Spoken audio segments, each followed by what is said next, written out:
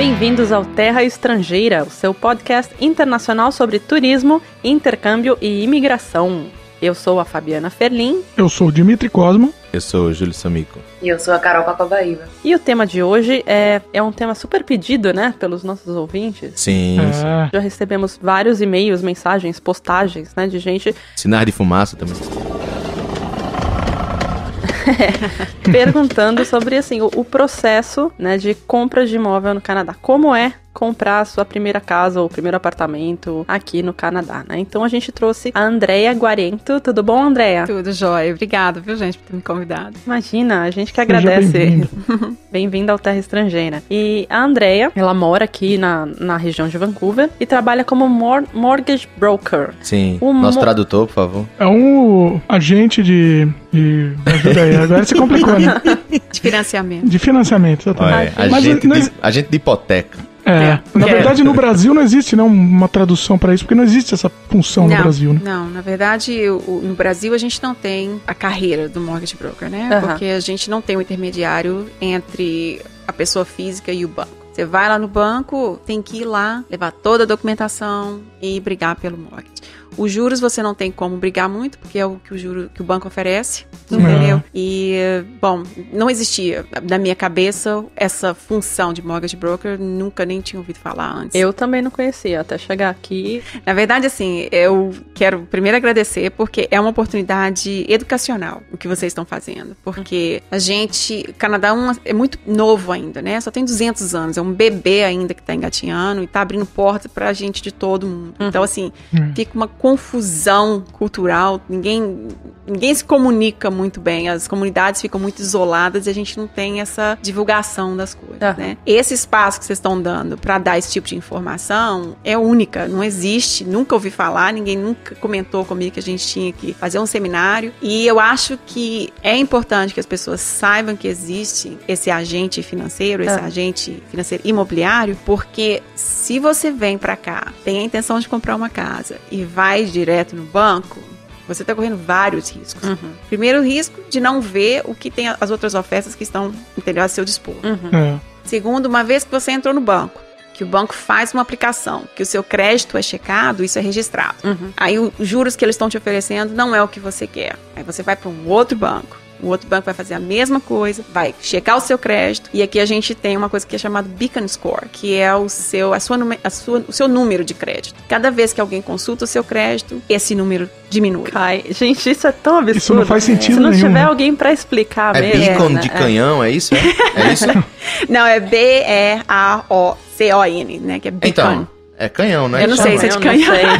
Não é canhão Canon, não é canhão, mas beacon não é tipo canhão, né? É tipo feixe de luz, é feixe, né? Separou. Feixe, alguma coisa assim. Canhão de luz, feixe. O Júlio aprendeu isso em videogame, viu? Sim, claro, beacon e aquela coisa toda. Então, assim, eu acho que, né, eu não vou colocar aqui os bois na frente da carroça, mas a gente precisa primeiro entender o que é crédito aqui, porque é bem diferente do que a gente tem no Brasil. E se você entende crédito, o restante fica fácil. Entendeu? Porque tudo que você vai comprar financiado, você vai ficar amarrado no seu crédito. Se o seu crédito for bom, você pega as melhores taxas de juros. Se o seu crédito for ruim, se esse número, esse beacon score for baixo, você pega as maiores taxas. Bom, primeiro eu em nome do Terra Estrangeira vou agradecer, né? Pelas palavras dela. Sim. A gente faz o que pode, né? Trabalhamos para melhor servir, né, Dimitri? E a gente tá aqui pra isso mesmo, né? É o canal, né? O canal pra quem tem curiosidade sobre imigração, pra turismo, quem ainda tá lá no Brasil e né, não tem mesmo como saber. A gente também, a gente lê muito, né? Pesquisa aqui, pesquisa lá, mas eu acho que quando você ouve mesmo uma pessoa que já mora aqui, trabalha na área, vive isso, né, diariamente explicando, eu acho que fica bem mais fácil pra entender, né? Com certeza. E quando você lê, não tem as piadinhas, né? É bem mais legal, piadinha, né? Exatamente, isso faz parte. Piadinha é essencial pra vida. E isso daí a gente tá começando hoje uma série específica, temática, né, sobre o Canadá. Que até agora a gente abordou uma coisa mais genérica, né? Sim. E agora a gente tá especificando áreas específicas, exatamente. Porque a nossa ideia é justamente falar isso, né? Então, o que é essencial pra quem chega aqui, né? Quais são as prioridades? É comprar casa, é saber como é que funciona o sistema de educação pra quem tem filho, o sistema de saúde que interessa a todo mundo, né? Sim. Então, essa é a nossa ideia, trazer sempre uma pessoa que entenda muito do assunto pra conversar com a gente. Porque a gente, assim, a gente tá aqui também. Assim, a gente tá aprendendo também. Nós não somos aqui os especialistas, né? Mas se a gente não sabe, a gente traz quem saiba. Exatamente. Bom, mas antes da gente entrar mesmo no tema, a gente vai lembrar, né? Como é que o ouvinte entra em contato com Terra Estrangeira? Como é que vocês fazem pra mandar a sua opinião, mandar a sua sugestão? Então tem alguns meios aí, né? A primeira coisa é entrar no site mesmo Terra Estrangeira. Fala aí, Dimitri. O site é www. Opa! Blá, blá, blá, blá, blá. O site é www.terraestrangeira.com.br ou .com apenas. Olha aí, 2 opções, hein? 2 opções. Júlio, o nosso Twitter. Nosso Twitter, olha só. Não, hoje nós temos uma convidada que é mineira. Mas agora sou cowboy, sou do ouro, eu sou vocês. Sou o mundo, sou Minas Gerais. Olha, Andréa, por favor, como é o Twitter do Terra Estrangeira? Peraí que a gente faz uma piadinha aqui. O que vocês estão André arrumando não aí? entendeu a piada. Não, eu não entendi. Peraí, fala aí, Carol, que você aqui. A Carol que explica. É que ela inventou um jeito de explicar. Tá, vou falar, Carol. André, é o seguinte. O nosso Twitter, ele teve que ser abreviado. Então, a gente abreviou a palavra terra. Então ficou T Estrangeira. É o @T Estrangeira. E aí a gente costuma falar que o mineirinho falando seria estrangeira. E hoje a gente tem uma aí mineira. eu queria que você falasse como seria aí no mineirês. Tá estrangeira? Como é que é? Você faz, quando você pergunta assim, você encontra uma mulher, e aí você pergunta se ela é estrangeira. Tá, seria isso. Tá estrangeira? Não, mas aí é ser estrangeira, né? Hã? Você é estrangeira? É, porque Aí a Não, gente... falando tu. Falando tu. o pronome tu. Tá. tá. Tá estrangeira? Olha. Palmas, Sensacional, palmas. sensacional. Perfeito. Então esse é o nosso Twitter. Bom, então é isso aí, assim, quem tiver alguma E sugestão... o nosso Facebook também, né? Opa, esquecemos. Esquecemos. Qual que é, Carol? É o www.facebook.com/Terra Estrangeira. Lembrando que o programa é de 15 em 15 dias, né? Os ouvintes deram aí uma sorte boa, porque o do Peru saiu consecutivamente, uma semana depois da outra, mas o programa ainda é quinzenal. Alexandre Lima, desculpa, mas por enquanto o programa é quinzenal. Tô falando com o Alexandre Lima que nos escuta, tá? Que ele sempre quer o programa semanal. Sempre comenta. A gente também quer, mas ainda não dá. Ainda. Lembramos do ainda, né? Colaboração e Dimitri de vocês. tem o feed também, né, Dimitri? O feed, vocês podem assinar também, aí vocês recebem o podcast em sua casa, sem se preocupar com o lançamento. Ele vai automaticamente, quando ele for lançado, já estará na sua caixa. No seu iTunes ou no seu programa de preferência, Exatamente. Peraí, que agora o Júlio tem um pedido especial pra fazer pros ouvintes. Como é que é, Júlio? Programa pedido especial? Não, assim, ouvintes, a gente já tem uma pessoa que se comprometeu a colaborar com a gente, né? Mas ela ainda tá resolvendo umas pendências pessoais, né? Pra entrar, né? A gente tá ansioso pra que ela comece a colaborar com a gente. Mas a gente quer mais colaboradores de outros países, tá? Então, assim, se você mora aí na Europa, nos Estados Unidos... Na Bósnia. Bósnia na Europa, inclusive. Sim. Perdão, desculpa. Então, assim, contata a gente e vê como é que a gente pode colaborar, né? Se você quiser fazer vídeo também, se quiser escrever no site. O material enfim, que quiser mandar, a gente foto, aceita. qualquer coisa aí. Exatamente. Então, esse é o meu pedido Se especial. você quiser contar um pouquinho do seu país, da onde você mora, vai lá no Terra Estrangeira, manda um e-mail pra gente. Qual é o e-mail que pode ser enviado, Júlio? O e-mail é estrangeiraterra@gmail.com. É isso aí. É isso aí. Vamos pro programa, Agora né? vamos pro programa, né? Our house was our castle and our king. Our house in the middle of our street. Our house, that was where we used to sleep. Our house. Bom, antes da gente entrar no tema em si, né? Conta um pouco pra gente da sua história aqui. Quando é que você chegou em Vancouver? Por que você veio pra cá? Bom, então vamos lá. A gente veio... Bom, antes eu morava na Califórnia. Morei na Califórnia um tempo. E lá tem uma comunidade brasileira muito grande, muito legal. Tem vários grandes amigos deixei pra trás, eles vêm aqui de vez em quando visitar a gente. Mas, anyway, a gente tinha um processo onde a gente tinha um visto de trabalho, esse visto de trabalho lá, a gente não conseguiu mais extensão pra ele, e a gente foi convidado a se retirar do país. Uma cartinha bem cortês do nosso ex-governador Arnold Schwarzenegger, né? Governator. Detonator. I'll be back. Exactly.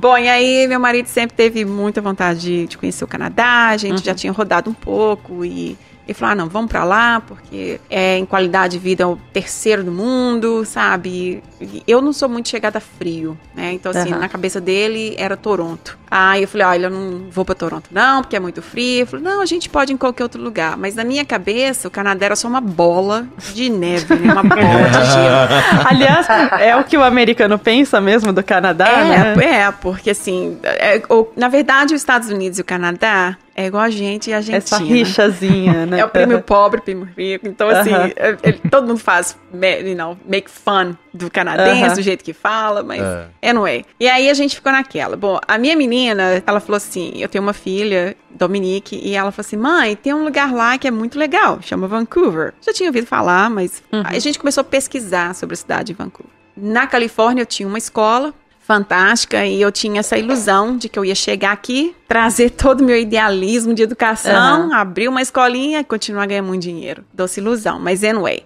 A nossa imigração aconteceu em Toronto, mês de janeiro, super frio. Eu falei, meu Deus, onde que eu fui amarrar minha vaca? Aquela primeira impressão gelada. Gelada, cinza e muito frio. Ficamos em Toronto por uma semana e eu falei, aqui eu não fico. Aí alugamos mais uma semana de hotel. Vamos conhecer então Vancouver. Mas vocês não tinham, assim, lugar fixo ainda. Não? Vocês vieram, assim, vamos ver como é Toronto, se a gente gostar, fica, senão... Exatamente. A nossa mudança, a gente ia receber o caminhão... A empresa que fez a nossa mudança ia chegar em um mês depois. Então a gente tinha um mês pra definir pra onde ir. A gente salvou uma grana, vamos conhecer aqui, vamos conhecer ali. Toronto foi o primeiro lugar porque a nossa imigração foi lá. E aí o segundo lugar que meu marido queria ir era Yellowknife. Porque ele tinha um louco que ofereceu pra ele uma proposta pra pescar, acho que era pescar baleia, um trem assim. Olha a aventura, né? Olha só, Moby Dick. É uma coisa de pescador que ganhava $12 mil por mês, ficava no mar lá 15 dias. Tá. Em Yellowknife, não sei se vocês sabem, a temperatura pesca em alto mar, né? Menos 44. É tão frio que você já nem No verão, né? No verão. Nossa. Calor. Anyway, aí eu falei, você tá louco. Se você não queria nem ficar em Toronto, imagina em Yellowknife. Não, falei, olha, vamos lá, vamos ver um pouquinho, que eu não aguento esse frio vamos aqui, descer um pouquinho, pelo amor de Deus. Aí a gente veio pra Vancouver. Já teve aquele choque do custo de vida, né? De cara, a gente já viu a diferença de preço em relação à Califórnia e em relação a Toronto. Até a Toronto, a gente percebeu isso. Quando eu falo custo de vida, porque a gente não viveu, a gente ficou uma semana no hotel, mercado, né? Mas a despesa que a gente tinha de comer fora, almoço e janta, alugar carro, foi quase o dobro quando a gente chegou em Vancouver. Então a gente sentiu essa diferença também. Mas... Pelo outro lado, a cidade é maravilhosa, né? Nossa, é muito verde porque chove muito. Quem não gosta de chuva ou tem cabelo que não é muito bom, já vou avisando. Não é um lugar muito... Eu não tinha pensado. Você tem cabelo bom, né, amiga? Chapinha all the way. Oh, meu Deus do céu. Então é tipo assim, ou você realmente entrega a natureza e fica com cabelo James Brown. Ou se não, sabe, abraça, porque é o que acontece. A gente só pensa nisso quando tá aqui realmente, né? Porque assim, eu sabia que chovia muito, porque eu já conhecia Seattle. Mas você não entende o que é realmente a questão do tempo, do clima, até você realmente morar. Por exemplo, eu sou de Minas, eu acho que eu tive uma sombrinha na minha vida. Eu tô aqui tem 2 anos e meio, eu já perdi umas 10, porque como eu não tenho um hábito, onde eu vou, eu largo a sombrinha. Eu não lembro que eu tenho que pegar a sombrinha, né? Então, assim, são coisas que a gente ri, né? Mas faz parte mesmo. E, assim, aqui chove muito. Você dorme com chuva, amanhece com chuva, né? Então... Uma dica, não sei se... Bom, a minha esposa, ela também não gosta muito de guarda-chuva. Veio do sertão da Paraíba, também não deve chover muito por lá. Chovia muito mesmo. Mas, assim, então ela usa um casaco que é impermeável com a touquinha, né? Com aquela coisa... É o aquele jeito, rude, né? Eu então, acho assim, que claro que pra algumas pessoas talvez não funcione, né? Não. O cabelo dela é bom? Primeira pergunta. Porque essa é a questão, né? Essa aqui não, porque assim, pra homem, talvez isso seja muito assim. Mas eu também pensei nisso, de ter só uma capa de chuva grande, legal, que esquentasse, que eu pudesse só cobrir pra resolver o problema. Mas se você tem bolsa, que homem é uma carteira no bolso, ponto e acabou. Mas você tem bolsa, se você anda de salto alto, não rola, porque você molha o pé todo. Vocês não veem isso, porque não faz parte. Mas assim, aqui tem muito essa cultura de você usar a bota. Sair de tênis igual palhaço, pegar o trem igual palhaço, toda social, e depois de tênis. Isso, chega no trabalho e troca, né? É alternativa. Acontece, muitas mulheres fazem isso. Quer dizer, como você não conhece ninguém, você tá pouco lixando, né? Então, você mas é ridículo. Mas a gente faz isso também, não tem jeito, não. Definitivamente, Vancouver é inimiga da chapinha. Eu já vi muito isso no metrô, né? Você vê a mulher toda arrumada, toda arrumadona, maquiada, tênis branco, assim. Tênis velho, todo surrado. Nossa, já. Mas tem que ser, né? E também pra andar, né? Que a gente tem que andar muito, porque o transporte público aqui, né? Vocês não são abençoados, vocês estão bem perto da estação de trem, né? Mas se você não mora perto, é 5, 6 quarteirões que você tem que andar, né? É verdade. De novo, pra homem não é tão problemático, mas pra gente salto alto... Se bem que, olha, bons pontos. Eu parei de usar salto alto aqui. A gente no acaba. Começo, não tem jeito, né? E você, como é que entrou nessa área de ser agente financeira imobiliária? Né? Como é que você então, se meteu nessa? No primeiro ano, quando eu fiz a avaliação do currículo, eu tive lá, olha, você tem que fazer esses cursos para você poder ter as suas credenciais reconhecidas. Então, eu realmente fiz o curso aqui, a nível de college, do ECE, que seria o Early Childhood Education. Mas eu ganhava $10 por hora. Então, se você multiplicar $10 por hora, 40 horas por semana, dão $400 por semana. Eu não fazia 2.000, porque em cima disso tem taxa. Isso. Eu trabalhava o mês inteiro na escola e não fazia $1.500. O famoso IR, Imposto de Renda. Aí eu falei, olha, eu vou ter que fazer outra coisa. Então não adianta ficar reclamando, vou ver o que eu faço. Aí no mesmo tempo que eu estava indo pro curso para fazer esse curso na área de educação, para pegar as minhas credenciais aqui, eu resolvi aplicar para UBC. Vou ver o que tem lá. E eu sempre tive muita facilidade com números e tal. Falei assim, eu quero fazer alguma coisa na área de business. Certo. Aí, UBC é a Universidade de British Columbia, da nossa província, a universidade do estado, vamos colocar assim. E eles têm a escola de business, que é a Sutter School of Business. E eles têm um programa de 1 ano de business e foi nesse programa que eu comecei a trabalhar. Então, eu estudava de manhã, trabalhava à tarde na escola e à noite eu ia para esse curso da UBC. Então, eu fiz business, fiz marketing em 3 períodos, né, de 3 meses cada curso desse. E no final, eu fiquei sabendo que eu podia, com esses créditos que eu tinha da UBC, eu podia, então, prestar o exame do estado para eu poder tirar a licença, ou de corretora de imóvel, ou de mortgage broker, que seria o agente financeiro. E foi isso que eu fiz. Falei, será que eu consigo passar nisso? É a mesma formação para os dois. A mesma formação, os testes são diferentes, mas a formação é a mesma e tal. Nesse meio tempo, assim, uns 2 meses antes de eu terminar, porque a gente queria comprar uma casa. Aí, o nosso banco aqui era o HSBC, o HSBC, e a gente tinha transferido $40 mil,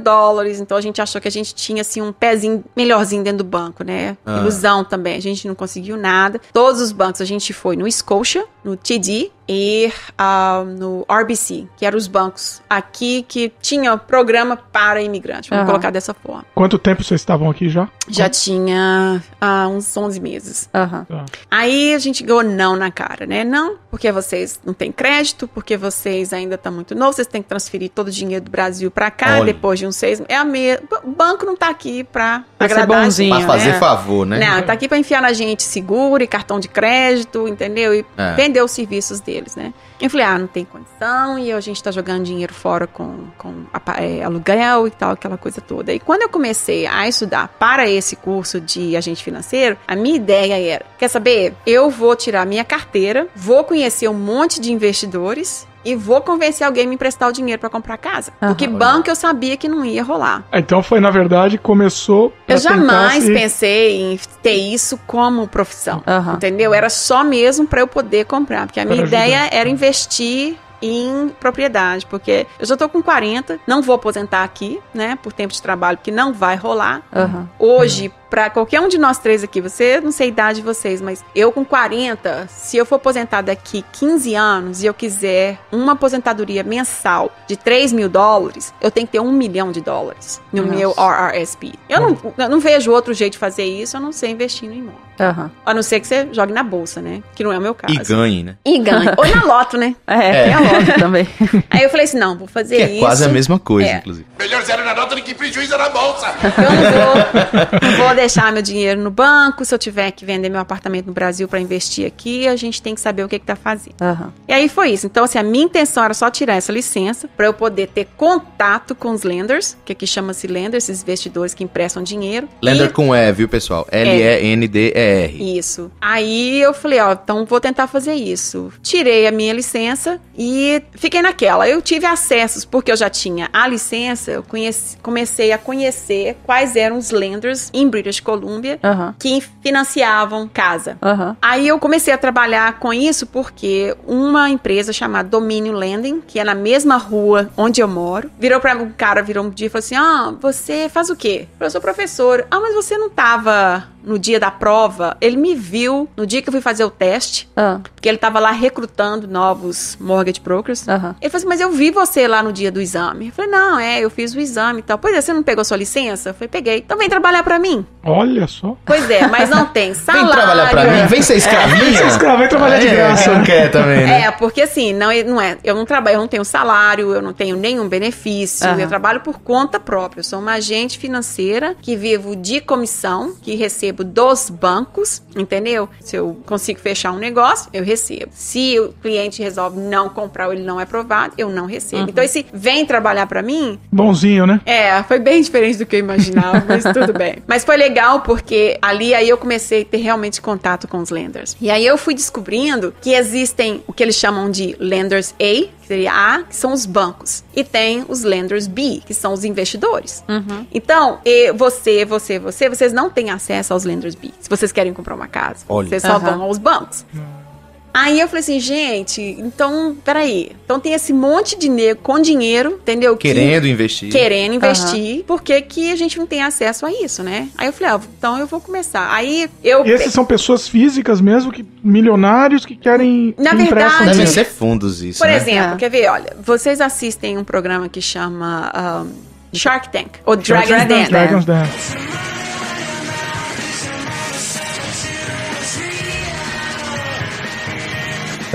O Kevin O'Reilly, por exemplo, aquele careca, né? Ele agora lançou a empresa de mortgage. Olha. Então, assim, a empresa é dele, mas ele recebe fundos de vários empresários do mundo inteiro. Então, ele administra esse dinheiro. Então, qualquer um que quer pegar dinheiro para comprar casa, vai no Larry, ele te empresta os juros que for, entendeu? Então, assim, não são, na verdade, individuais. Vocês têm também os private lenders, que são gente muito rica, que tem alguém administrando dinheiro para eles, que eles vão fazer, mas aí a gente tá falando em 11% de juros, 12%. É um agiota oficial. É um agiota oficial. Falou muito bem. Você falou do Dragon's Den. Quem tá no Brasil e não conhece esse programa, é mesmo. Procura na internet, é um dos programas mais geniais. É um reality show, explica rapidamente aí. É um reality show que as pessoas oferecem produtos para um grupo de milionários. De investidores, exatamente. E aí eles vão aprovar ou não o teu produto. Vão aprovar e comprar o seu produto com o dinheiro deles mesmo. Não? Eles vão investir na sua ideia. Eles vão fazer uma proposta para o cara se a ideia do cara for boa. Da pessoa, né? Não do cara, da pessoa. É muito legal. Eu considero esse um dos melhores programas do mundo. É bem interessante. Assim, quem tiver no Brasil, procura Dragon's Den, que vale a pena. Tem no YouTube, dá uma olhada. Então, vamos comprar essa casa e tal, que não sei o quê. E aí eu comecei, então, a ter contato com alguns lenders que tinham uma flexibilidade melhor em termos de crédito. Porque quando a gente chegou aqui, eu já tinha o American Express nos Estados Unidos. Então, o American Express lá é o mesmo sistema daqui. Então, eu transferi o nosso crédito que a gente já tinha lá, a gente conseguiu transferir ele pra cá. Então, de ponto, eu já comecei assim, 6 meses já com crédito aqui. Já tinha histórico de crédito, né? Então, meu Beacon Score, aquele númerozinho, já tava lá na faixa dos 700, que era incrível pelo tempo que a gente tava aqui. A gente já tinha uma conta bancária e a gente precisava de $40 mil, porque eu também só queria colocar 10% de entrada. Então, no Brasil, se você tira do Brasil mais de 9.999 por mês, você paga taxa em cima disso, o imposto de renda fica em cima de você. Se não, é lavagem de dinheiro. Exatamente. Viu, Então, amigo? como a gente já tinha um plano, a gente sabia mais ou menos o que queria, a gente começou trazendo todo mundo. Evasão de divisas, não é esse nome? Peraí, quanto que é? Isso, desculpa, você está certo. Não é lavagem de dinheiro, é evasão de divisas. Lavagem de dinheiro é outra coisa. Você só pode tirar do país, quando você mora legalmente em outro país, até R$9.999. É por isso, Fá, que quando você sai do Brasil, quando eles não têm uma cartelinha, quando você entra no Canadá, você está carregando mais de 10 mil na moeda do seu país. É o formulário alfandegário, né? Isso, Então, assim, se você traz mais de 10, você tem que reportar ao imposto de renda no Brasil. Então, como a gente precisava de $40 mil, né? Então, a gente começou a fazer as remessas todo mês. A gente também só pode fazer uma remessa dentro do mês, né? E aí, a gente começou a procurar por casa, né? Então, como eu já sabia também, eu comecei a ir nos open houses, que também é bem diferente do Brasil, né? Tinha que ter uma corretora só pra explicar isso aqui também, porque é bem diferente do que a gente tem no Brasil. Bom, mas anyway, como a gente gostava muito de New West, a gente começou a fechar pra New West. Então tá, vamos comprar alguma coisa ali. Aí tinha um lender que eu tive mais contato. Na verdade, quando eu falo lender, eu não tinha contato com o investidor. Claro. Eu tinha contato com os administradores que tinham lá. Com a empresa dele lá. Eu falei, olha, por que vocês não querem me emprestar o dinheiro? Ele falou assim, que garantia que a gente tem que você vai pagar? Eu falei assim, mas qual que é a diferença entre eu e um canadense? Que garantia que você tem que o canadense também vai te pagar? Mas a gente tem que basear num histórico, né? Um histórico de crédito. Eu falei assim, olha, mas isso não é justo. No meu país, por exemplo, eu tenho histórico de crédito. Eu sempre tive conta bancária, sempre tive um bom dinheiro na poupança. Ele falou assim, então me prova que você tem isso. Aí foi onde eu encontrei esse caminho. Pedi pro meu banco no Brasil, pro meu gerente, escrevi uma carta falando do meu relacionamento com o banco, quantos anos que eu tinha lá com eles, que eu nunca tive um cheque sem fundo, blá, blá, blá. Eu fiz 2 bancos, eu pedi 2 cartas. As cartas, quando chegaram aqui, eu tive que traduzir tudo, peguei meu extrato bancário dos últimos 6 meses, eu tinha uma aplicaçãozinha pequena lá, e eu fiz uma pasta, porque quando você aplica para um mortgage aqui, você tem que ter a história, você tem que comprar a confiança do lender, porque é que ele vai te emprestar o dinheiro. Porque a gente não tá falando de comprar um sapato, a gente tá falando de comprar alguma coisa de $200 mil, $300 mil. Então, antes do investidor soltar a grana, ele tem que sentir segurança na negociação, né? Sim. Então, e é outra coisa que com o banco, quando você vai direto no banco, você não tem essa abertura, entendeu? Certo. Você vai lá, é olho no olho do gerente. É o pacote fechado. E é só ele, não tem outras opções. Se você tiver um bom gerente no bolso, pode ser que você consiga alguma coisa legal. Aí mesmo assim, ele tem um limite muito ele tem uma pequeno, cota, né? Ele só pode ir até um ponto e tal. E então eu preparei um file meu pra esse lender e falei assim, olha a minha aplicação, pelo menos olha. Aí ele falou assim, demorou 2 dias, ele falou assim, André, então tudo bem, você pode comprar alguma coisa até uns $300 mil. Eu fiquei louca, né? A gente recebeu isso em dezembro, no inicinho de dezembro. Vocês já estavam há 1 ano aqui? Bom, meu marido já tinha 1 ano e 3 meses, né? Porque eu fiquei 6 meses no Brasil. A gente tinha 1 ano e 3 meses aqui. Porque tem essa história, né? Você comprava isso daí, você tem que estar pelo menos há 1 ano. Pois é, quando a gente chegou, não tinha muita abertura em relação a isso. As regras eram, você tinha que estar no país no mínimo 2 anos, você tinha que ter 2 anos já de declaração de imposto de renda. Você tem que ter, no mínimo, 20% de entrada para imigrante. Estou falando isso para imigrante. E você tinha o dinheiro para dar de entrada, já tinha que estar aqui no país no mínimo 60 dias, que mais? E você tinha que ter um bom crédito. Não era muito diferente para qualquer outro cidadão, mas era um programa para imigração, para imigrantes. E quando ele me falou, olha, a gente te aprova para $300 mil, eu falei, eu vou achar alguma coisa, mesmo que eu não ame de paixão, só para não perder esse crédito.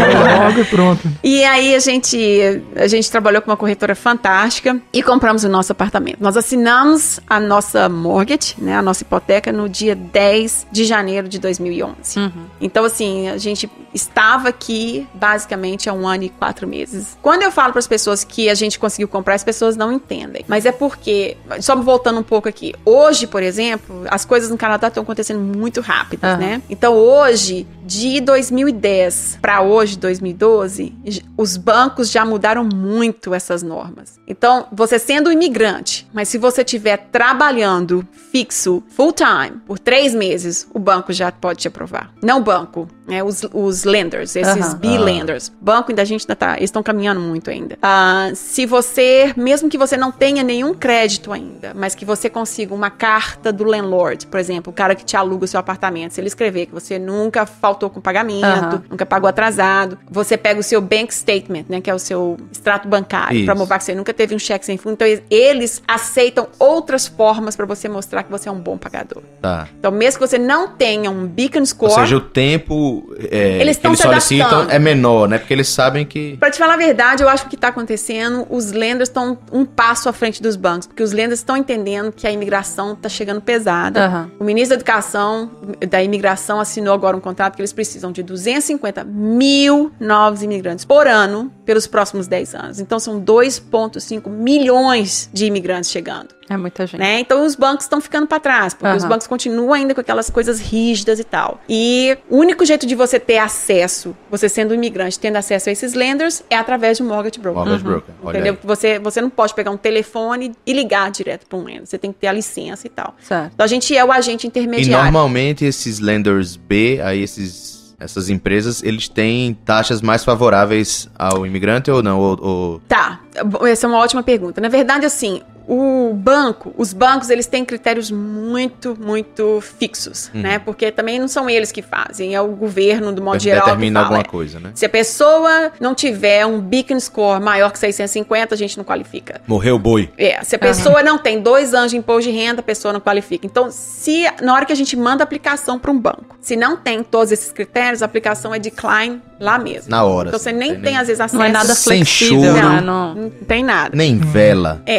Esses lenders, eles oferecem juros muito, muito competitivos em relação aos bancos, entendeu? Então, assim, hoje a gente tem lenders aqui que são potências aqui no Canadá, maiores do que bancos.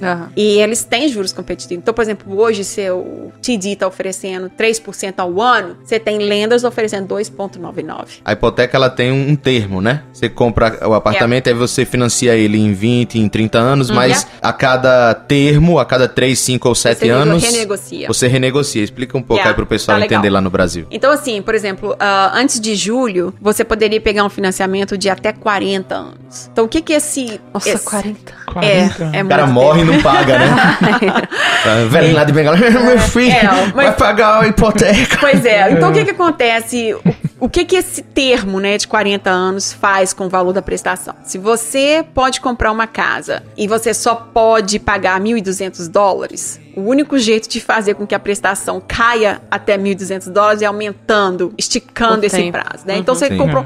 eu só posso comprar uma casa de 300 mil. Você pode comprar uma de 400, mas a sua... prestação vai aumentar. Você pode pagar essa prestação, né? Ele avalia isso, né? Então, vamos aumentar o tempo que você vai pagar isso de volta. E tem o limite, né? 30 e tantos %, né? O que você chama de 30 e tantos %? Da sua renda com relação à prestação mensal, não tem isso, né? Aqui é chamado de DDS, né? Que na verdade, assim, é o seu total debt, que seria o seu débito total. O seu débito total, que não pode ultrapassar. Na verdade, não é 32, porque cada banco tem um número diferente, né? Então isso não é uma coisa fixa determinada pelo governo. O mínimo é 32, né? Mas pode ser até menos, porque se não tiver dívida nenhuma, lógico que esse número vai ser mais baixo. Mas os lenders, por exemplo, vai até 44%. Olha. Então a flexibilidade é maior. Ou seja, você pode usar 44% da sua renda dedicada à hipoteca. Tá, mas explica então os termos aí Pois é, então assim, aí julho, na verdade desde janeiro a gente já sabia que isso ia mudar, que o governo estava mudando e que esse prazo para financiamento ia ser determinado no máximo 25 anos, né? Então aqui a gente tem uma coisa que eles chamam assim de cliente high ratio e low ratio. Se você tem 20% para dar de entrada, você ainda consegue 30 anos. Ok. Se você não tem 20%, você tem 10, 5, 15%, você é um high ratio. Então, você só consegue até 25 anos. Então, como o prazo diminuiu, o seu poder de compra também diminuiu. Então, se antes, com 30 anos, você podia comprar um imóvel de 350 mil, isso abaixou para 300 mil, né? Então, assim, foi uma medida do governo para segurar a dívida, entendeu? Que estava todo mundo endividado, refinanciando, entrando em mais dívida. Então, ele fez isso. Isso é lei, isso a gente não tem como mudar, é as novas regras, entendeu? Mas, assim, o grande lance o ideal é ter 20% de entrada. Né? Se você tem 20% de entrada, você tem assim, um leque de opções para escolher qual que é o investidor que você quer ir e um leque de juros também para escolher. E ele, cada lenda, porque ele quer te pegar, ele te oferece algumas vantagens em relação a outros, né? Qual que é a taxa de juros que a gente consegue? Não existe assim, eu não tenho como olhar e falar, você vai pegar 3.0, não é assim que funciona, né? Porque esse número que ele tá falando de 44 determina qual que é a taxa que você recebe. Também, apesar... O seu Beacon Score, o seu crédito, é o primeiro índice que vai determinar os juros que você pega. Então, o cliente... O 44, você está dizendo o 40 da sua renda... O porcento, 44% de sua renda bruta. Então, assim, o lender, quando a gente começa uma aplicação, imagina uma tela de sistema onde eu coloco todos os seus dados. Primeiro eu vou lá, né? Os dados de quem tá pegando dinheiro emprestado. Depois tem uma parte que eu coloco do seu vínculo empregatício, a empresa que você trabalha, quanto que você faz por mês. E tem uma parte que é só sobre a propriedade, que eu tenho que investigar se a propriedade tem problemas ou não. E aí vem a parte do financiamento. Então, todo número que eu informo a seu respeito, o sistema calcula automaticamente para analisar o risco. Então, quando a gente fala assim, o máximo é 32%, é 34%, quando eu analiso o seu crédito e eu lanço lá no crédito, se você paga cartão de crédito atrasado, se você comprou um carro, se você quer comprar casa, não compra carro financiado. Porque a primeira coisa que o lender vai te decline é se você já tem um financiamento de carro. Já tem uma dívida, né? Independente se você pagar religiosamente, tanto faz. Não interessa. Compra o carro depois você comprar a casa. Olha, me lasquei. É que burro, dá zero pra ele. Não, mas o teu vai acabar logo. Eu posso quitar o carro e aí posso, né? Claro, tá, então tá certeza. bom. Então vamos fazer isso. Se quitar o carro, a pontuação sobe? Sobe e Eu posso quitar antecipadamente, né? Que nem no Brasil, chega lá e ok, mais dinheiro. Mas o que acontece é o seguinte, ok, você vai numa loja e compra um sofá em 10 parcelas, né? Então, isso vai pro seu crédito. Aí fala, olha, fulano de tal tá comprando em 10 parcelas e ele paga por mês $200. Aí você vai comprar um computador, aí você compra também 15 parcelas. Então, tudo isso vai pro seu crédito. E você vai somando o seu débito mensal, quanto que você deve. Sim. O que o lender faz? O lender pega tudo que você deve por mês, mais... Ele faz, esse cara já tem tanto por cento da renda dele comprometida, então isso já é um risco, né? Exatamente. Então, aí você está devendo, por exemplo, você ganha $4 mil, você tem $1.000 de prestação. Aí você tem que pagar mais água, mais o condomínio. Então, tudo isso entra no cálculo para determinar quanto que você pode pegar emprestado. Então, tem lenders que vão até 44%. Ele deixa comprometer até 44% da sua renda. Tá. Tem lenders que é só 32%. Com certeza. Os bancos, por exemplo, é um exemplo disso. Se você ganha 4 mil por mês e você já deve 1.000 de contas fixas, então te sobram 3 mil. Você tem que comer, você tem que pegar um ônibus. Então, tudo isso tem que ser contado. Então, o lender te fala, então, eu vou te emprestar, você pode pagar uma propriedade até $1.000. Então, 1.000 que você deve, mais a sua prestação de 1.000, já é 50% do seu income. Né, Perdeu o boy, né? Aí esse número, que pode ser até 44, já foi para 50. Aí, se você tem um carro financiado, o único jeito de fazer esse número descer é eliminando alguma dívida. Claro. Se a gente tira uma dívida do parâmetro aqui, a gente mexe com o número lá em cima. Então, esses assim, números têm que funcionar. A questão que você comentou de você ter um financiamento de outra coisa, de um carro, por exemplo, ela vai te atrapalhar nesse score aí, mas não vai, de fato, determinar, assim... O cara não vai olhar, ele já tem um financiamento, então não é isso. De quanto, né? Se depende do valor do financiamento que você já tem e tudo mais. Então, não, na verdade, então eu não preciso quitar meu carro, não. Não necessariamente. Não necessariamente, né? Eu teria que... bom, que se você ganha $10 mil por mês e tem uma prestação de carro de 500, isso não vai nem fazer cosquinha no seu, entendeu? Então, assim, depende da situação. Quando você ganha $1.000 e paga 500 de prestação, né? Aí não tem nem já tá fora. Muito bom. Vale lembrar também que isso é a renda familiar. É a renda familiar. Renda bruta, né? Renda bruta. Porque, na verdade, quando você vai aplicar, né? A gente aplica aplica por exemplo, num casal, quem ganha mais ou quem tem o melhor crédito. Né? Ele passa a ser a cabeça da aplicação, né? Então, aí tudo é baseado em cima da documentação da pessoa. Mas soma com a renda do outro também. Tudo é somado. Se você, por exemplo, se você quiser comprar em conjunto, né? Sim.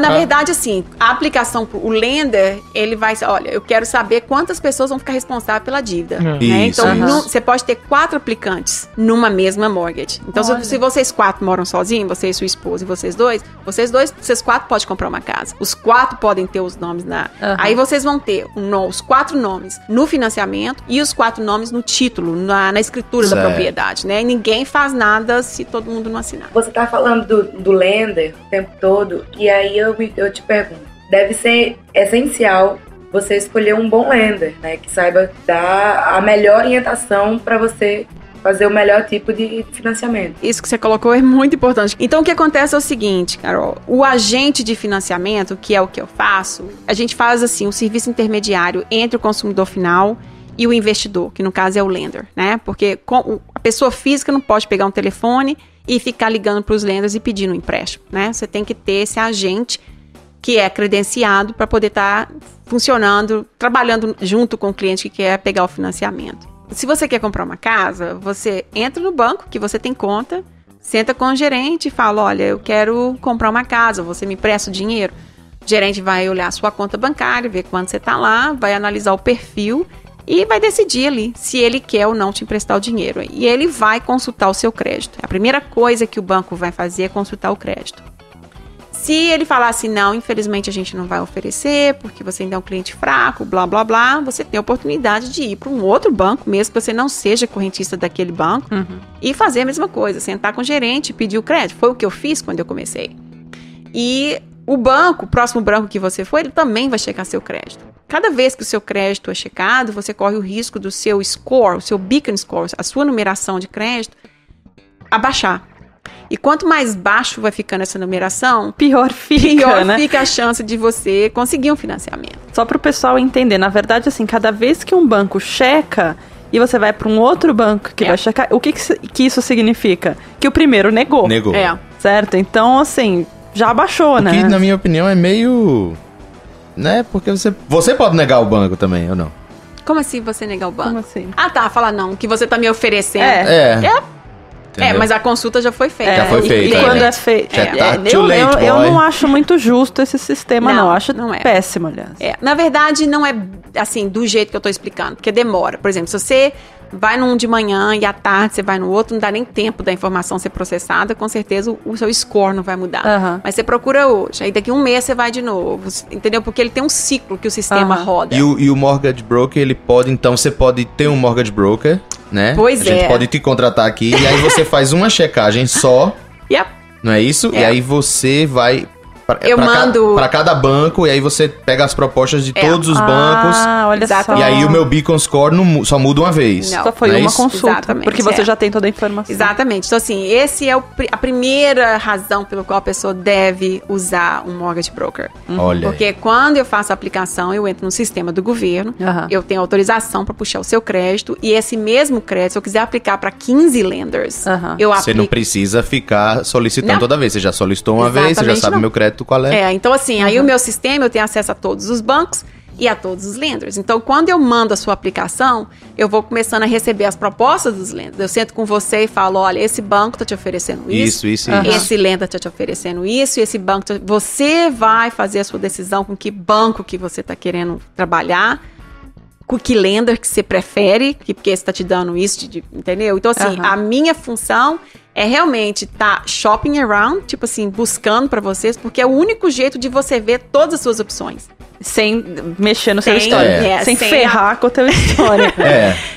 Então assim... Então você, usando o mortgage broker, você não ferra o teu histórico e você tem acesso aos lenders B que você não teria. Que tem uma taxa competitiva. Eles têm taxa competitiva, eles são bem mais flexíveis em termos de crédito. E você faz a escolha, né? Você tá vendo. Porque quando você entra num banco, você só vê os juros daquele banco. Isso. Você não tem acesso. Por exemplo, todo dia, 7 horas da manhã, eu, como qualquer outro mortgage broker, a gente recebe os juros de todos os bancos canadenses. Então, a gente tem acesso a todos os juros. Você não tem isso. Você só vai saber o banco dos juros se você entrar lá e aplicar, né? Bom, então essa é a primeira razão. Segunda razão é porque os mortgage brokers, eles são agentes financeiros treinados em termos de contrato, a gente entende a parte legal, a gente faz toda a parte burocrática, porque é muita documentação que a gente tem que pegar. Mesmo se você entrar no banco, você tem que pegar um monte de documento para levar para o banco, né? Então, e a gente faz toda a negociação. Então, vocês não fazem nada. O cliente não só faz assim, olha, eu quero então, esse e quero pagar tanto, né? Então, assim, pra mim ainda é muito complicado entender por que as pessoas não usam mortgage broker. Aí foi feita uma pesquisa mês passado, que é super interessante, porque eu sempre, como educadora, eu tenho essa coisa de estar educando também. Quando eu pego um cliente, eu gasto 5 horas na primeira entrevista, porque eu quero saber o que realmente eles estão querendo fazer.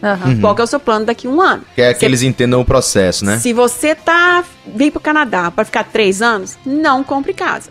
Porque não vai valorizar o suficiente para você vender e pegar o seu dinheiro da entrada de volta. Você fala casa de modo genérico ou casa a casa? Não, genérico. Imóvel do modo geral. Então, assim, não existe essa coisa como existia nos Estados Unidos, você comprar uma casa aqui em 5 anos, apreciou 50%. Certo. Não existe isso no Canadá. Então, assim, é um bom investimento? É um bom investimento. Mas não é a curto prazo. Entendeu? Muito bom. Então a primeira razão pela qual você deve usar um mortgage broker é por causa disso. Você não danifica o seu crédito. Segundo, você não precisa lidar com managers de banco ou lidar com os lenders. Terceiro, você tem acesso a um leque de lenders, investidores que você não teria como pessoa física. E a quinta, que é a mais maravilhosa, a quarta ou a quinta, que é a mais maravilhosa, que não custa nada para o cliente. Não, para quem tá comprando. Então, assim, você tem um profissional... Porque o seu ganho vem do banco, né? Do banco que você escolher fazer negócio. Então, quem me paga é o banco. É por isso que os bancos não gostam da gente.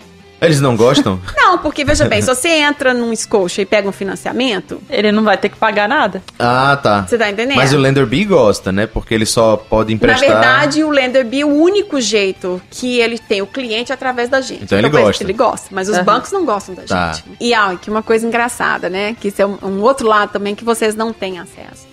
Por exemplo, se você é um imigrante, tem pouco tempo aqui e tal, eu vou preparar o seu arquivo e vou começar a mandar. Eu mando para os bancos locais, né? O que eu tenho que mandar. Aí os bancos falam, não, crédito não é suficiente, blá, blá, blá. E eu começo a receber propostas positivas dos lenders. Aí eu volto pro banco e falo, olha, fulano, eu recebi essa proposta desse lender. Você quer bancar? Você quer... Então, aí o banco fala assim, ok, não, a gente faz também, entendeu? Então, assim... já que ele empresta, então também... tipo assim, nós estamos perdendo o cliente, né? Quanto não vai pagar de juros nas costas da gente? Então, assim, é bem interessante. Então, às vezes, você tem bancos que não têm essa abertura, vamos dizer assim, mas que o mortgage broker tem o poder de estar negociando, mesmo se está contra as regras de programa para imigrante. É como se eles voltassem atrás, assim, né? Tipo assim, nós estamos perdendo dinheiro aqui, né? Vamos ver como é que a gente faz. Existe também a pré-aprovação, né? Então, você está interessado no imóvel. Assim, o primeiro de tudo, você tem que ter essa pré-aprovação. Então, isso significa que o mortgage broker já fez todo o levantamento? Ou não? Bom, há uns anos atrás existia uma coisa que chamava um pre-approved letter. Que era uma carta de aprovação que o lender estava te dando para você apresentar isso para um corretor e falar, olha, fui aprovada para $300 mil, eu fui aprovada para 500, para 400. Essa carta, os lenders e os bancos não estão mais oferecendo. Já mudou isso, então? Não, na verdade o que eles têm, eles te mandam, porque você tem que fazer assim, eu tenho que escrever um e-mail colocando o seu perfil. Olha, esse cliente tem tantos anos, ele tem 20% para dar de entrada, a situação dele é imigrante, mas ele trabalha full time. E esse e-mail eu mando para todos os gerentes de bancos e gerentes de lenders.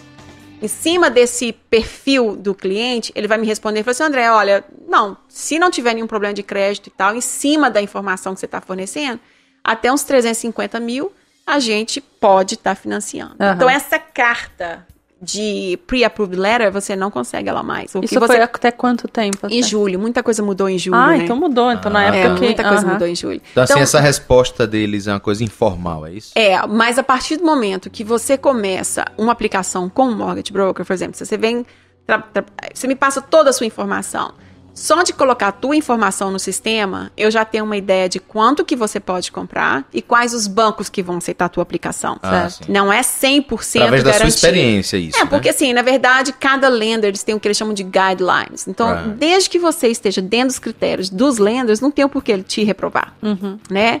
Então, assim, mas eu não tenho um commitment letter, que é que a palavra do lender falando, não, eu empresto dinheiro. E mesmo assim ele não pode mudar de ideia mais. Então, isso é 100% garantido. Então, vamos lá, bem didaticamente. Eu vou no mortgage broker, aí você bota lá minha coisa lá no sistema, aí o que acontece daí? Você já faz a aplicação para saber o meu histórico já, nesse momento? Naquele momento eu já checo o seu crédito. Certo. Né? Aí você começa a ir atrás dos... Aí eu já tenho uma ideia de que tipo de consumidor que você é. Aí você vai atrás dos bancos e lenders que você acha... Aí o seu Beacon Score vai me determinar quais os bancos que eu posso usar, né? Por isso que a gente tem que checar o crédito. Porque o Beacon Score, por exemplo, alguns bancos nem adianta mandar aplicação se o Beacon, esse número, for menos de 600. Certo. Você já sabe, aquele banco nem adianta eu ir. Nem adianta, porque vai ser... Aí uma vez com o Beacon Score... Aí com o Beacon Score eu tô olhando lá como é que tá a sua situação de employment, né? De vínculo empregatício. Eu trabalho full time, eu ganho isso por mês. Com essas informações, eu vou virar para você, olha, então tudo bem. Você vai pegar uns juros mais ou menos entre 3, 3,5 e você pode comprar alguma coisa até $300 mil. Isso é a informação que eu posso te falar ali na hora da aplicação.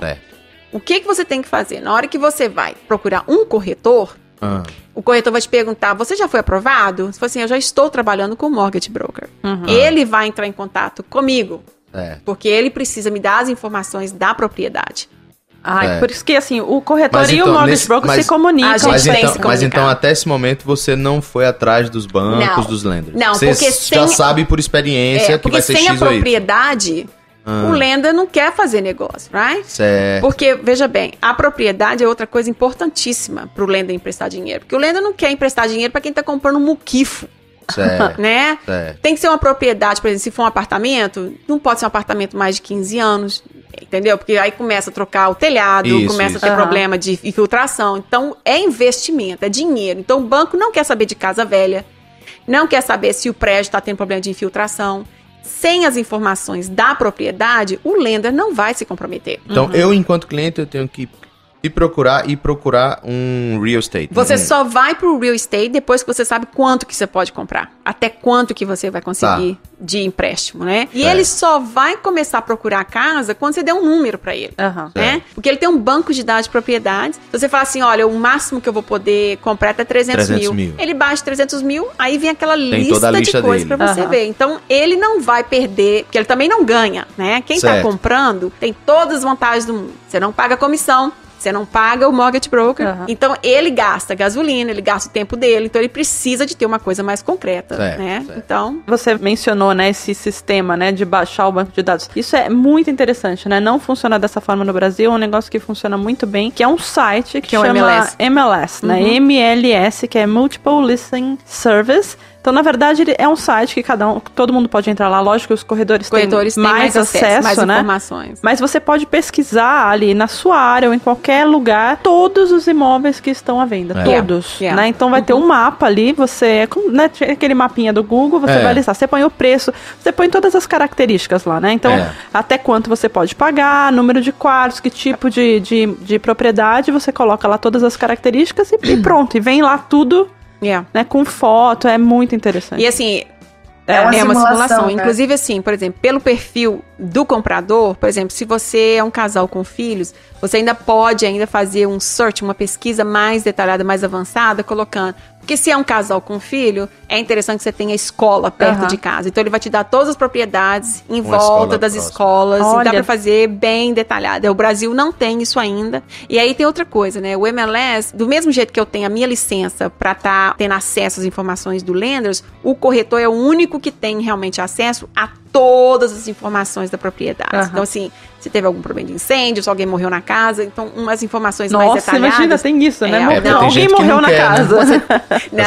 Não, e assim, você pode processar, inclusive, o corretor se ele esqueceu de te passar essa informação. É quem ilegal. tem medo de Então você não precisa nem perguntar isso? Ele é obrigado, né? Quem tá vendendo, na verdade, quem é obrigado a fazer o disclose dessa informação é o seller, quem tá vendendo a propriedade. Tá. Ele tem tudo que aconteceu na propriedade, ele tem que...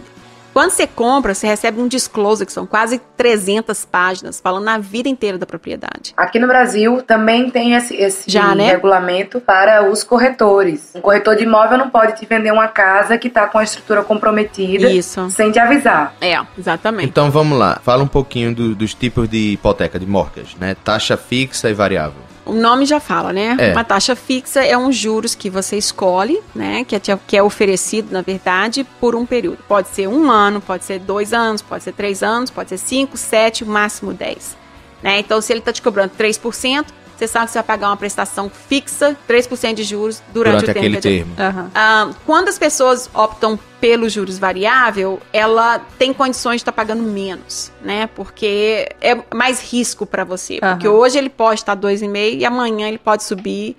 Quem tem um perfil mais agressivo vai por essa coisa. Mas então, normalmente, no começo, na hora que você contrata, ele é mais baixo. Ele é mais baixo, Mas aí lá na frente você não sabe. O que vai acontecer. Não, e aí tem outra coisa. Se você tem um mortgage broker trabalhando com você, o mortgage broker vai te ensinar, olha, então nós vamos procurar uma mortgage, um banco que te ofereça um juros variável mais aberto, que você pode locar, você pode fechar a um momento que você quiser. Então, se amanhã acontecer uma loucura no mercado, o juros subiu para 4, e fala, trava. Não, fecha, eu quero com esse aí pelo final do termo, entendeu? Então, legal. Se você faz isso sozinho no banco, talvez o gerente então, isso aí pode ser uma opção boa, né? Porque você... você pode fechar a hora que você quiser. Você tá abaixo, aí você vai... Não, para. Subiu demais esse negócio. In the name of love, before you break my heart, stop in the name of love. Stop in the name of love.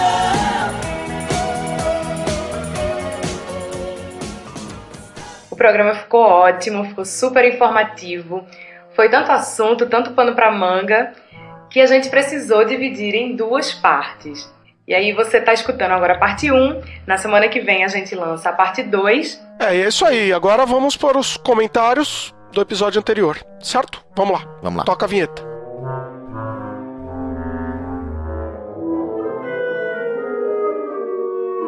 Fala, viajante! Bom, e agora começa a nossa sessão de leitura de comentários e os comentários a respeito do podcast anterior, né, que foi o podcast sobre turismo na Austrália. E acho que esse podcast foi bem ouvido, né, porque teve vários comentários, assim, acho que o pessoal gostou. É verdade. Começa com o ser desconhecido, Unknown, falando, muito bom. Obrigada, Unknown. Anônimo, né? O inominável. E aí, assim, o segundo comentário é da própria Renata, que é a convidada, né, que foi a convidada, perguntando se ela podia comentar sobre esse programa também. Ela falou, adorei, pronto, disse. Temos também o comentário da Rosenir Leão, que fala, gostei muito, parabéns à ótima equipe idealizadora. Legal, comentários de incentivo, né? São sempre bem-vindos. Vou ler aqui o Pedro Mota. Grande Pedro Mota, nosso querido.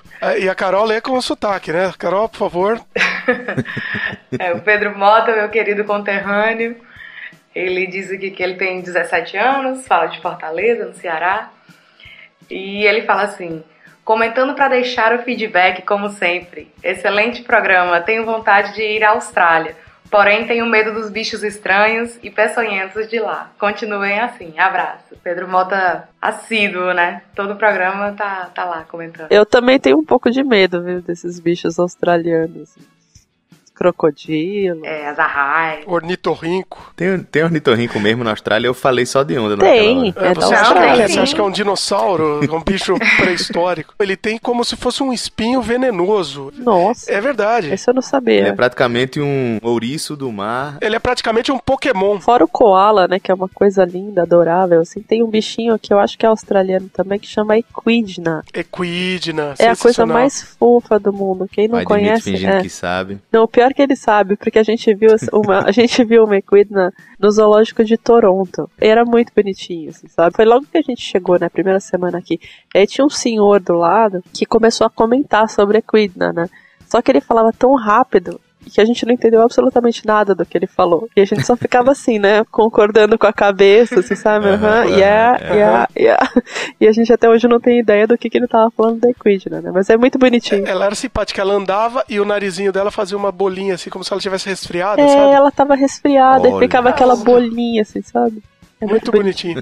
E fazendo um alto jabá aqui pro Terra Estrangeira, quem quiser ver Equidna, tá no nosso Canadá Diário. Então procurem aqui no Terra Estrangeira, fuçem o conteúdo, que é um dos primeiros episódios do Canadá Diário, o episódio que a gente vai no zoológico. É verdade, tem vídeo disso. Legal. E eu sei da Equidna também, porque a Equidna é um companheiro do Sonic também no videogame. O quê? O Tails é um Equidna? Não é o Tails, é o Knuckles. Knuckles.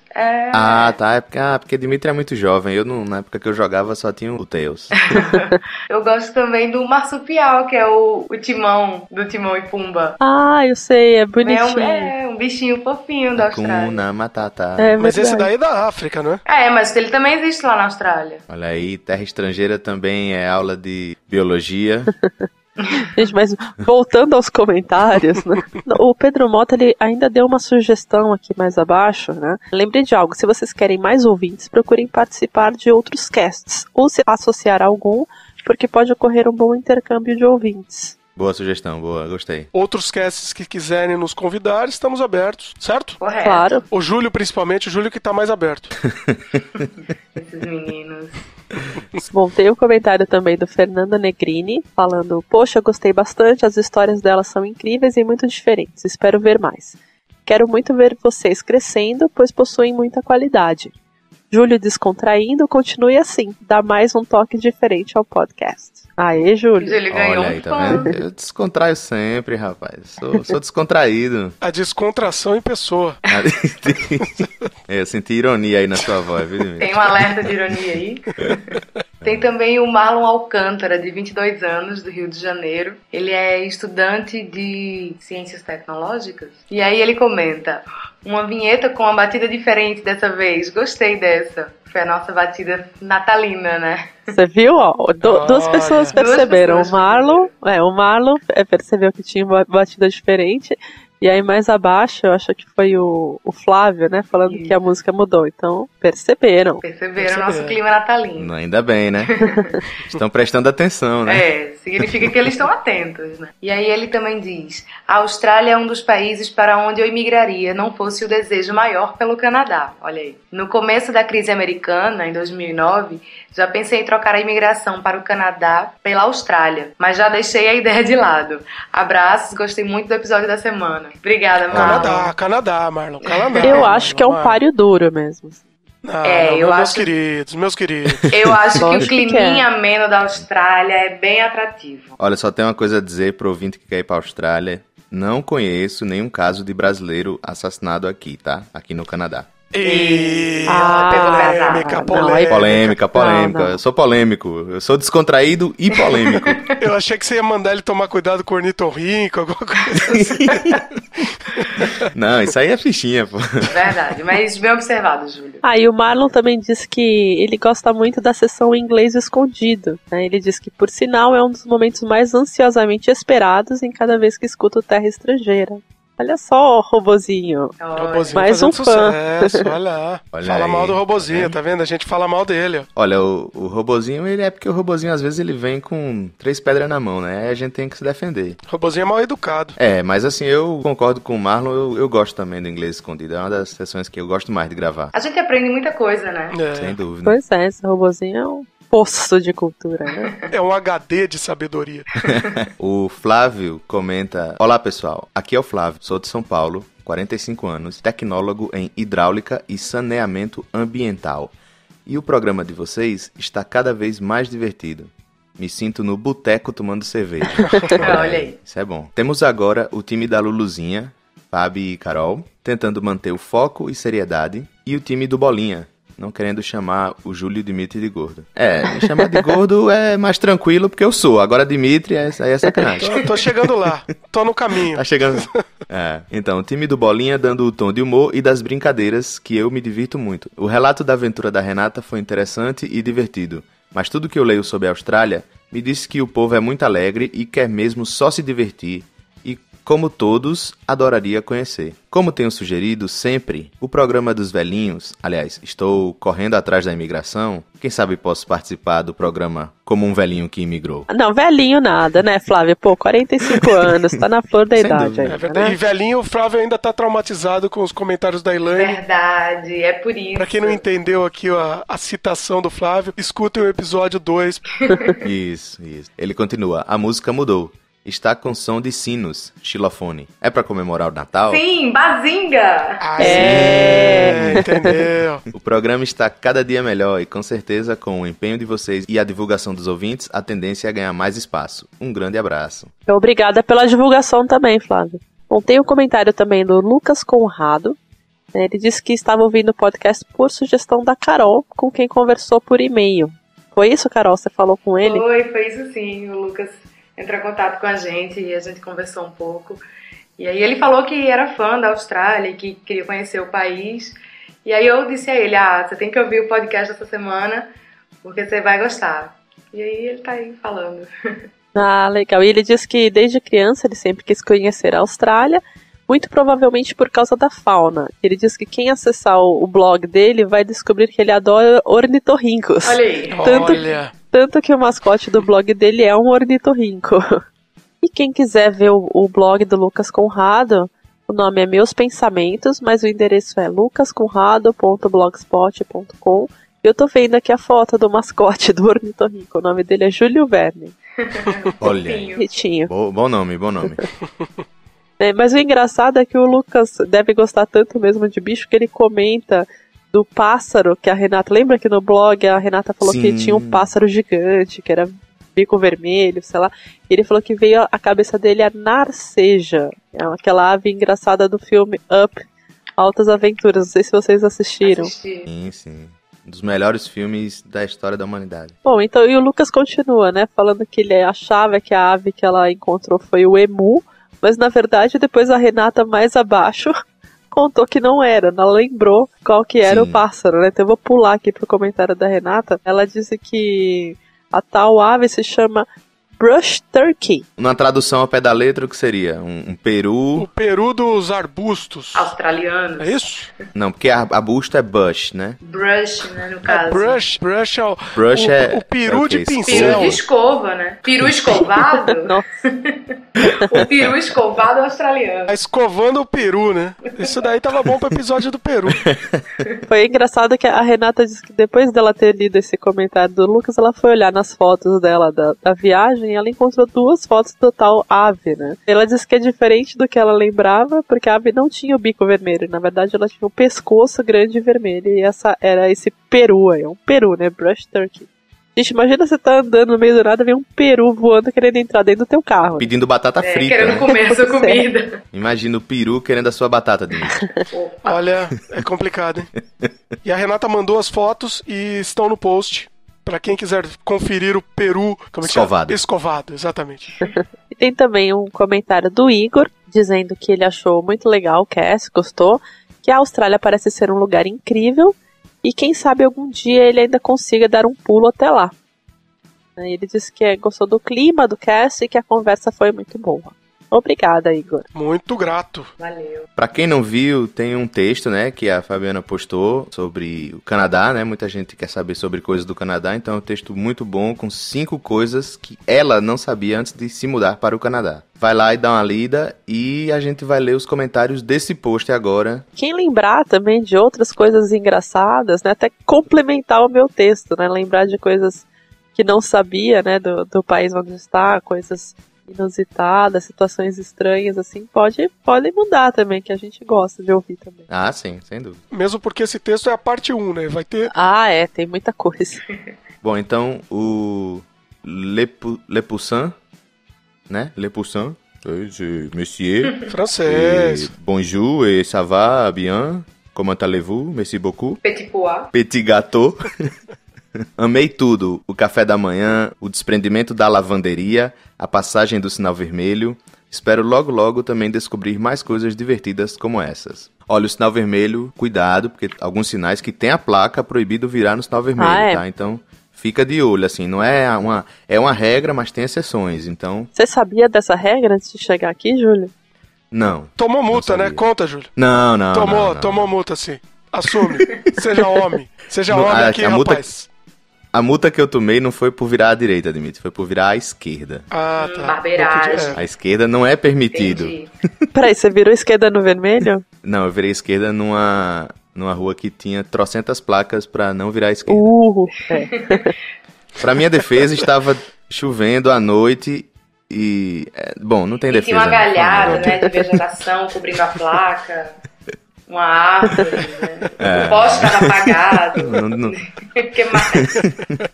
Foi só vacilo mesmo. Mas isso é bom pra gente aprender a olhar as placas antes de fazer o que a gente quer fazer. Viu, Dimitri? Meu querido, é verdade. Vocês não sabem, Dimitri ainda não tomou multa, mas vocês não sabem. Ele diz que não consegue enxergar as placas. Assim, não, né? Ele só consegue... Eu não sei se é verdade, eu não sei se é ondinha dele, mas ele fala isso. Ele só consegue enxergar o GPS. E o GPS fala assim, vire à esquerda. Aí ele vai e segue o GPS e não olha a placa, né? Eu vou falar uma coisa, se tiver um abismo na frente e o GPS mandar eu ir reto, eu vou reto. Pulo no abismo.